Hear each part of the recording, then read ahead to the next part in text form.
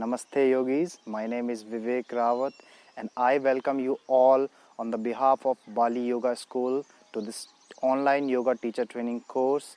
I'm your Ashtanga teacher and we are going to be discussing about the alignment and the structure of the postures. I hope you will enjoy this course. Namaste. Namaste yogis, welcome back once again to my Ashtanga sessions. Let's start the session with the mantra. So join your palms together, close your eyes, stand upright in an aligned and symmetrical position. Inhale.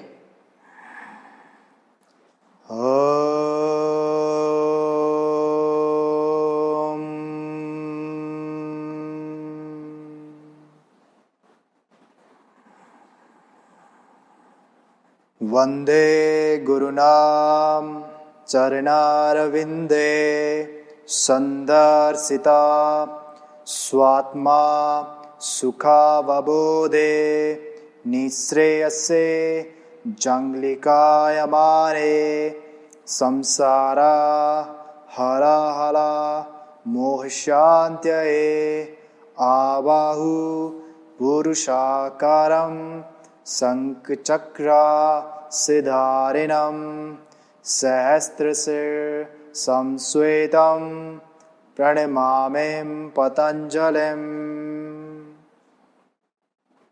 Start rubbing your palms together. Place your palms over your eyes. Slowly drop your both arms down. Gently open your eyes. Now, in this video, we are going to figure out how to perform Laghu Vajrasana and Kapotasana.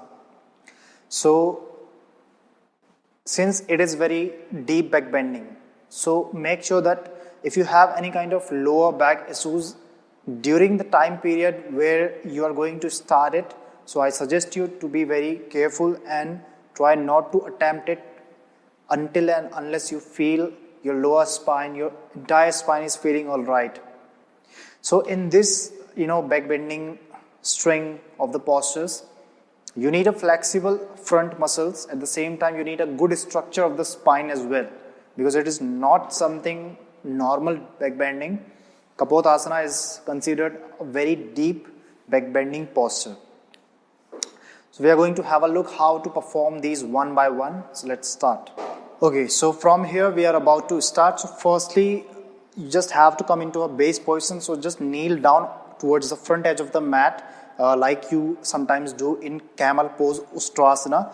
From here you can do one thing. You can drop your hips down and you can take your time. You can drop your entire back body down firstly, and then you are adjusting your forearms. You are trying to grab your lower legs or your calf muscles, and then from there on, as you inhale, you are lifting your pelvic higher. And this one, you need to keep on tilting your pelvic front so that you can provide a nice curve to your entire spine.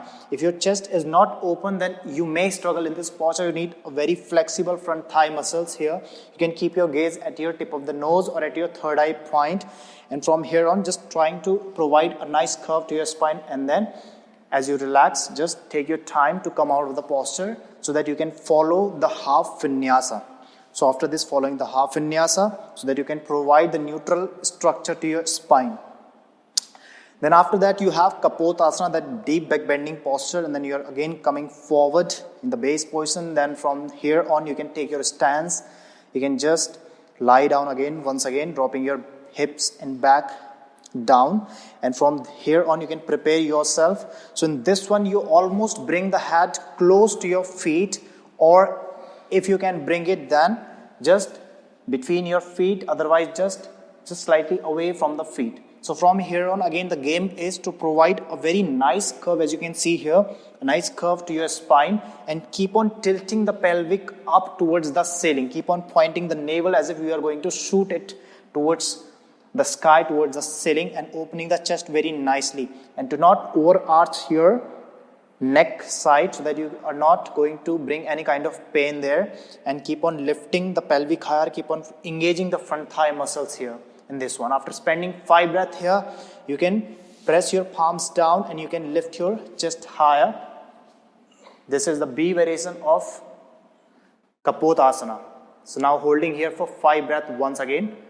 So after 5 breaths again, you can firstly release down, and then you can one by one release your legs. And then you can come up so that you can follow the vinyasa once again. For the beginners, I suggest you can rest here first and then you can follow the half vinyasa. If you can, then just directly follow the half vinyasa. Then after that, you can just stay in balasana, child pose, and you can relax so that you can feel normal. So this is about Laghu Vajrasana and Kapotasana A and B. Now you might have seen it, you may have noticed it entirely properly, that how deep back bending postures these all are. Laghu Vajrasana is not that much deep, like you can perform it if you are following the back bending sequence before for a long time. This Kapotasana, you need a very flexible hip flexors, you need a very flexible front thigh muscles, your quads, you need a flexible core muscles and a nice openness, nice mobile, mobile shoulders, so that you can bringing the chest up and providing a nice structure, like a wave to your entire spine. It is not just about your lower spine. So for the beginners, just you break the vinyasas, you break the breath and take extra breath in the challenging postures as much as you can. Take extra steps, extra breath, extra vinyasa whenever you're getting into the posture, and one by one try to break it, because when you following the tradition and your body is not prepared, so that tradition can become something else. It can bring so many injuries to you. So that's why just breaking the vinyasas, breaking the breath, even you can, like after any kind of deep posture, you can rest for a moment and try to understand, try to just feel that what is happening in the posture. For the modifications in these two postures, what you can do, you can bring a bolster between your thighs, inner thighs, and you can sit over the bolster. So in that way, your hips will not be sinking down. In that way, you can get yourself out from that deep back bending. So adjusting a bolster, or if you don't have bolster, you can adjust like 3 to 4 cushions or pillows so that you can get that elevation, that height from the ground. And instead of dropping your hips all the way down, your hips will be in the air a little bit.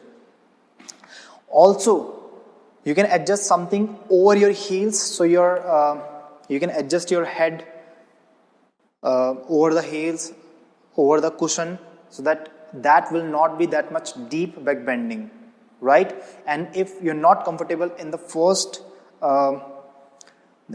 variation of Kapotasana, try not to proceed to the second one. First one, try to be there, adjust something underneath your hips, and even if you just go just halfway down, but make sure you're feeling a proper stretch on your front muscles. Now after performing these, we have Supta Vajrasana. Again, in this one, you need open hip opening posture you can perform. You need very good range of motion at your shoulder joint. At the same time, you need good strength, because when you're going to drop your back down, you need to drop it very slowly. Then try to, firstly, your knees will be lifting up, so that's okay. But at the end, you will be dropping your knees down. If it is still in the air, it's absolutely okay, but make sure you're not feeling any kind of pain or pinching sensation in your around your knee joint, right? You have to hold 5 breaths there, and then you can follow the half vinyasa after that, and then you are going to proceed to the other postures as well. So how it is going to look like, you're just firstly make sure, I would always suggest you to do Padmasana, lotus pose, without any kind of external force. So just crossing your legs without any kind of hands adjustment. So that is considered as the safest way of getting into the posture, because you're not forcing your joint. You're doing that with your internal force. There is not any kind of external force like your hands, someone else who is pushing you. In that way, sometimes or a lot of times it can be very, very dangerous to your joints. So I know, like initially it would not be that much easy like to do that just like that, crossing your legs. but all I'm saying is that is the safest way to get into the posture. If you are just trying to drag your foot, if you are grabbing it and you're twisting your knee, you may get injured very easily, and it is not a good alignment, not a good way to get into the posture.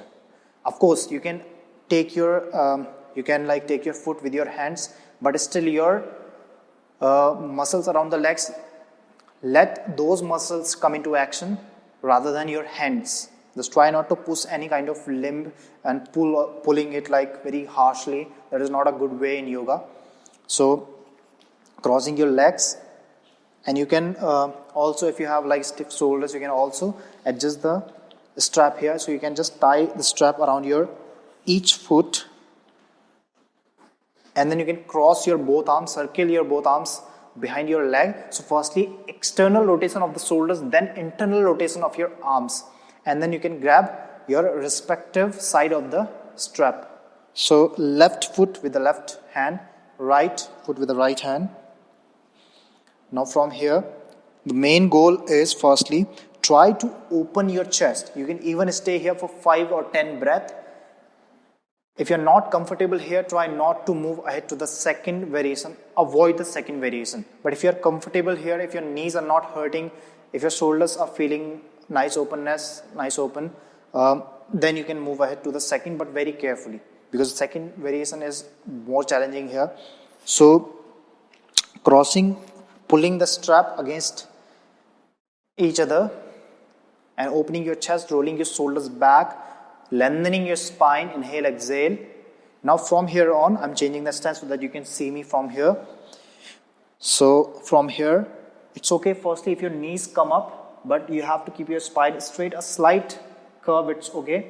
And then you're going to drop your back down. So your knees will be lifting up, and then you need to press your knees down and open your chest more. You can adjust your slightly top of the head down and look at your third eye point or at your tip of the nose and hold this position. After 5 breaths again, you can firstly release your head, release your hand first, and you can release your leg one by one. And then you can come up, then you can follow the half vinyasa. So during these challenging sequences, be very, very careful and try to understand the mechanism of the muscles, the joints, and how these muscles work and come into action. Try to study your body before. If you're not aware of your body, of your practice, then trust me, no one is going to help you. No one can help you. You have to understand your body through the practice, and only in that way you can keep your practice safe, neat. So this is about all these interesting sequence, I would say, interesting and challenging at the same time. So this is about it. It's time to close the session. Sit comfortably or stand. Join your palms together. Be comfortable. Allow yourself to be calm. Inhale.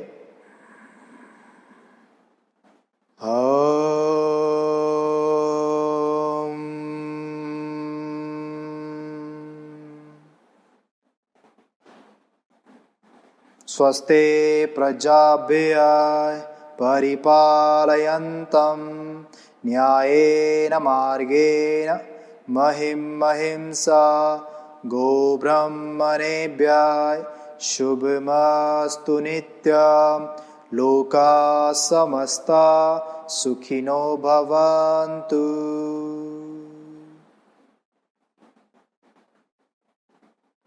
Rub your palms. Place your palms on your eyes. Slowly drop your arms down. Gently open your eyes. So let's keep the next video session on the waiting.